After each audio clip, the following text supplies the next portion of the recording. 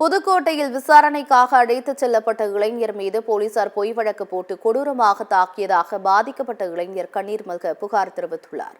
புதுக்கோட்டை மாவட்டம் மணமேல்குடி அருகே உள்ள விச்சூர் கிராமத்தைச் சேர்ந்தவர் பாண்டியன். பந்தல் அமைக்கும் பணி செய்து வரும் இவரை நகை திருட்டு வழக்கு தொடர்பாக போலீசார் விசாரணைக்கு அழைத்துச் சென்றுள்ளனர். மகனை தேடி காவல் நிலையம் சென்ற பெற்றோரையும் போலீசார் தாக்கியதாக கூறப்படுகிறது.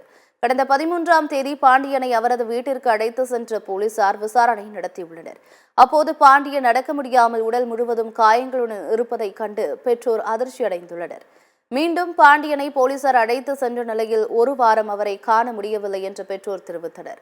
இந்த நிலையில் ஆலங்குடி காவல் நிலையத்தில் பாண்டியன் மீது கஞ்சா வழக்கு பதிவு செய்யப்பட்டு புதுக்கோட்டை மாவட்ட சிறையில் அடைத்துள்ளதாக பாண்டியனின் பெற்றோருக்கு தெரியவந்துள்ளது.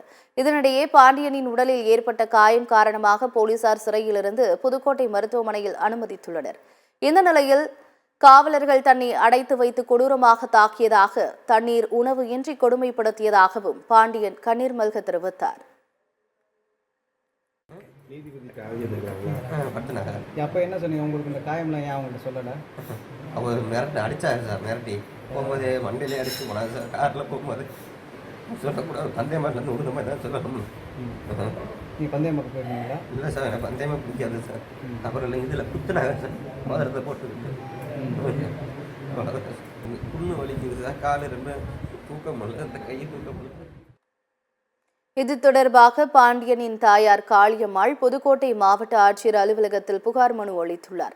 அதில் தனது மகன் மீது கொலைவெறி தாக்குதல் நடத்திய மணமேல்குடி உதவி ஆய்வாளர் இப்ராஹிம், காவலர்கள் குத்புதீன், தர்மா, ராஜீவ், ரகுநாதன், லட்சுமி உள்ளிட்டோர் மீது வழக்கு பதிவு செய்து உரிய நடவடிக்கை எடுக்க வேண்டும் என வலியுறுத்தியுள்ளார். மேலும் தனது மகனுக்கு உரிய மேல் சிகிச்சை அளிக்க நடவடிக்கை எடுக்குமாறும் கேட்டுக் கொண்டுள்ளார். கொடுக்குறேன்னா அவனுக்கு கையை பிடிச்சி முடிச்சான். அம்மா என் கையை பிடிச்சி முடிக்கிறம்மா, என்னை அழுவ, என்னை விட சொல்லுமா, அவனுக்கு கை வலிக்குதுமா அப்படியும் விடலை. அந்த பொம்பளை சீலையை உரிமா, நாங்கள் பார்க்கணும் அப்படின்னா. இல்லைம்மா ஆளெல்லாம் நிற்கிறேன். இல்லை நீ உரிடியா என்னடி அப்படின்னு சொல்லி 4 அடி அடிச்சிச்சு.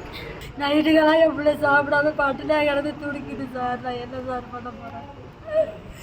என்னால் காப்பாற்ற முடியாது வரைக்கும் சார். அப்படி கிடந்து கத்துறான சார்.